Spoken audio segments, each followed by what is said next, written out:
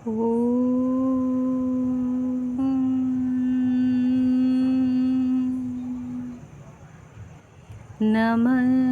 శివాయ. శివస్వరూపంలో ఉన్నటువంటి సర్వజనులకు, సర్వజీవులకు, సర్వలోకాలకు జయమగునుగాక. శివ మహాదేవ ప్రభునకు జయమగునుగాక. శ్రీ తిరుమలారు స్వామికి జయమగునుగాక. తిరుమంతిరమునకు జయమగునుగాక. అందరికీ నమస్కారం అండి. శ్రీ గురుభ్యో నమః. ఈరోజు మనము 3వ తంత్రంలో నుండి తెలుసుకోబోతున్నాం. ఈ 3వ తంత్రము అష్టాంగ యోగంతో మొదలవుతోంది. దీనిలో మొదటి విభాగంలో మనం తెలుసుకుంటూ ఉన్న మంత్రాలలో 549వ మంత్రము, దాని అర్థాన్ని మనకి ఏం తెలియజేస్తోంది అనంటే, యోగ శాస్త్రాన్ని వెల్లడి చేయడం, పూర్తిగా వివరించడం అన్నది బహు కష్టం. అది చాలా విస్తృతమైనది. దానిని వెల్లడి చేయడానికి భాషకు చేతకానిది. ఈ శ్వాస వెనుకన ఉన్న సర్వశాస్త్ర సాంకేతికతను, దాని విశాల తత్వాన్ని వివరించడం కష్టమే అయినప్పటికీ, దానిని కొంతవరకు వివరించడంలో కొద్దిగా విజయాన్ని సాధించవచ్చు. ఒకదాని వెనుక ఒకటిగా ఈ దేహము అనే గృహము యొక్క ప్రాణము నడిచే వాకిళ్లను అయినటువంటి నాసికలో జరిగే శ్వాస విధానంతో మార్గప్రవేశం చేయడంలో కృతకృత్యులం కాగలుగుతాం. నాసికలోని 2 నాసికా రంధ్రాలను ఒకదాని వెనుక ఒకటి మూసి తెరవడంలో, దానితో పాటుగా కాలాన్ని గణించడంలో ఒక విధానాన్ని నందీశ్వరుడు శ్వాసల కొలతలను కాలంతో గుణిస్తూ, ఆ రెండింటిని లెక్కిస్తూ, ఆ రెండింటిని పాదములుగా చేసుకొని యోగ మార్గంలో ప్రవేశిస్తే, ఆ పై మార్గాన్నంతా అతడు అష్టాంగ యోగ మార్గము అని గొప్ప యోగ శాస్త్రాన్ని వెల్లడి చేశాడు. శ్వాసను, కాలాన్ని కలిపిన గణితాలతో కలిసి ఉండడం అన్నది సాధనగా చేసుకోవడంలో,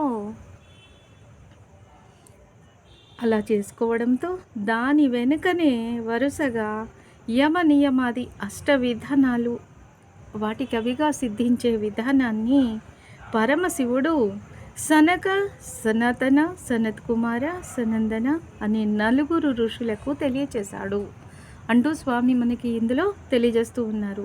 అటువంటి పరమ గురువైనటువంటి శివ మహాదేవ ప్రభునకు జయము జయము. శ్రీ తిరుమలారు స్వామికి జయము జయము. తిరుమంతిరమునకు జయము జయము. ఇక 550వ మంత్రంలో యోగంలో కవచము, న్యాసము, ముద్రలు కలిసి ఉంటాయి. నేను ఇక్కడ మీకు తెలియజేసేందుకు ప్రయత్నిస్తాను అంటూ స్వామి యమ నియమాలు, కవచ, న్యాస, ముద్రలు అనే రహస్య సంకేతాలుగా సమాధి స్థితికి చేర్చే మార్గాలై ఉన్నాయి అంటూ ఉన్నారు. అలాంటి సాధనా స్థితిలో కలిగే సమాధి స్థితిలో కుండలిని శక్తి మేలుకొని పైకి శిరస్సులోని సహస్రార కమలాన్ని వికసింపచేసే ప్రక్రియను సూచిస్తుంది. వీటన్నింటినీ అర్థం చేసుకోవడంలో అది శారీరక, మానసిక, ఆధ్యాత్మిక స్థితులను కలిపి ఉంచుతూ ఉన్న రహస్యమైన అనేక ప్రక్రియలను సూచిస్తుంది. భౌతిక దేహంలో కలిసి అల్లుకుని ఉన్న మానసిక, ఆత్మిక, అధిభౌతిక, అధిమానసిక, ఆధ్యాత్మిక దేహాల అల్లికను, విశ్వము, ప్రకృతి, దేహముల అల్లికలను తెలియచేసే గొప్ప శాస్త్రంగా తెలుసుకోవాలి అనుకున్న వారికి ముందుగా భక్తిభావంతో నిండిన మనస్సు, సర్వసమర్పణ స్థితిని కలిగిన వినయ విధేయ తత్వము, వాటిని ఆచరణాత్మకంగా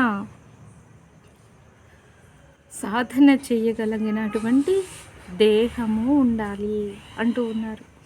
తనకు తానుగా తన ఇష్ట దైవానికి సర్వసమర్పణం చేయగలగడంలో మనసుకు సాధన, హృదయము మనస్సుల సమ్మేళనత్వాన్ని కలిగి ఉండడం అన్నది ముఖ్యం. ఆరాధించడంలో దేహము, మనస్సు, హృదయాల మేళవింపుతో చేసే ప్రక్రియలు ఆరాధనగా, అలాగే ఆరాధనలో హృదయము మనస్సే కాదు దేహము కూడా భాగము పంచుకోవడంగా, దానినే సాధనగా చెప్పబడింది. ఈ కారణం చేతనే అనేక విధాలైన దేహభంగిమలు ముద్రలుగా పిలువబడుతూ ఉన్నాయి. అవి బాహ్యంలో భౌతిక దేహంతో ప్రదర్శితమవుతాయి, ఆచరించబడతాయి. వీటిలో చేతులు, వేళ్ళు చేసే కదలికలతో ఆ వ్యక్తి హృదయము, మనసు తన దైవంతో తనకున్న ఆరాధనాపూర్వక బంధాలను తన భౌతిక దేహం ద్వారా ఆవిష్కరించడంగా, అది భౌతికత్వపు దేహంలోనికి తనదైన ఆధ్యాత్మిక యోగము పరంపరను తెచ్చుకోవడంగా అనుకోవచ్చు. ఈ ముద్రలు ఆ అవ్యక్త ఆధ్యాత్మిక యోగ స్థితిని దేహ పరిభాషలోనికి చేసే తర్జుమాగా అనుకుంటూ ఉంటారు పెద్దలు.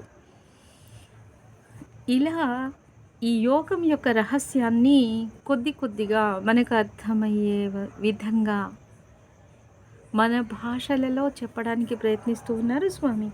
ఇక అటువంటి శివ మహాదేవ ప్రభునకు జయము జయము, శ్రీ తిరుమలార స్వామికి జయము జయము, తిరుమంతిరమునకు జయము జయము. 551వ మంత్రంలో అష్టాంగ యోగము సమాధి స్థితికి మరి అలాగే జ్ఞానానికి దారితీస్తుంది. ఆ మార్గము ఈ మార్గము అని మార్గం కోసం వెతకాల్సిన అవసరం లేదు. అష్టాంగ యోగాన్ని అనుసరించడం ద్వారా సమాధి స్థితిని పొందవచ్చు. ఎవరు అష్టాంగ యోగ మార్గంలో తమ జీవితాన్ని కొనసాగించారో వారు ఆశీర్వచనాల జల్లులు కురిసే మార్గంలో ప్రయాణిస్తూ జ్ఞాన శిఖరాలను చేరుకున్నారు. మరింక మరొకసారి వారికి మాంస శరీరాన్ని ధరించే అగత్యం ఇంకా లేదు, అలా రాలేదు. అలా వారు యోగ మార్గంలో తమ సాధనా పథంలో నడుస్తూ తమ జీవితాలను పావనం చేసుకుంటూ తమ కర్మలన్నింటినీ పూర్తిగా లయం చేసేసుకున్నారు, తొలగించుకున్నారు. అలా వారు సమాధి స్థితిలోకి చేరి జ్ఞానాన్ని పొంది ఆ విధంగా ఆత్మ సాక్షాత్కారాన్ని పొందారు. ఆ దివ్య ప్రజ్ఞలో వారిలోని ద్వైతమంతా జ్ఞానంచే దగ్ధమైపోగా స్వయం అనంతంలో కరిగి విశ్వమయమైపోయారు. అలా విశ్వమయమైపోతూ విశ్వనాథ వైభవంలో తాము ఆ వైభవంగా పరిణమించారు అంటూ స్వామి చెబుతూ ఉన్నారు. శివ మహాదేవ ప్రభునకు జయము జయము, శ్రీ తిరుమలార స్వామికి జయము జయము, తిరుమంతిరమునకు జయము జయము. ఇంకా 552వ మంత్రంలో ఏం చెప్పారు? యోగంలో ఉన్నటువంటి అష్ట అంగాలు, 8 విధానాలు, 8 భాగాలు, యమ నియమాలు, ఆసనాలు, అగణితమైన ప్రాణాయామాలు, ఆ సంపూర్ణత్వంగా మరి ప్రత్యాహారము ఒక్కలాగే ఉంటాయి అన్నీ. ధారణ, ధ్యానము, సమాధులు, ఇవన్నీ 8గా స్వామి చెప్తూ ఒక్కో స్థితి ఒక్కో స్థాయిగా చెప్పడం జరిగింది. ఇక్కడ ఒక్కో మార్గం గురించి వివరంగా తెలియజేస్తూ ఈ 8 స్థితులుగా 8 పదాలుగా చెప్పుకుంటూ వచ్చారన్నమాట. యమ, నియమ, ఆసన, ప్రాణాయామ, ప్రత్యాహార, ధారణ, ధ్యాన, సమాధి స్థితులు. సమాధి స్థితిలో అందుకునే జ్ఞానము మహోత్కృష్ట ఆశీర్వచనంగా, అది అనంతమైన అఖండమైన దివ్యత్వంతో ఏకత్వాన్ని పొందడం ద్వారా లభించే ప్రసాదంగా చెప్పడం జరిగింది. మనం ఇంకా ఇక్కడ యమము గురించి తెలుసుకుందాం. స్వామిని సద్గురు సార్వభౌమునిగా హృదయగత ఆత్మీయతతో కూడిన ఆరాధన భావంతో ఆ స్వామితో మనం మమేకమైపోతూ ఆ తరువాత ఆయన చెప్పిన దాన్నంతా కూడా అర్థం చేసుకోవడానికి ప్రయత్నిద్దాం. సర్వసమర్పణ భావంతో. శివ మహాదేవ ప్రభునకు జయము జయము. శ్రీ తిరుమలార స్వామికి జయము జయము. తిరుమందిరమునకు జయము జయము. తిరిగి మరో విభాగంలో మళ్ళీ కలుసుకుందామండి. అంతవరకు సెలవు. Thank you.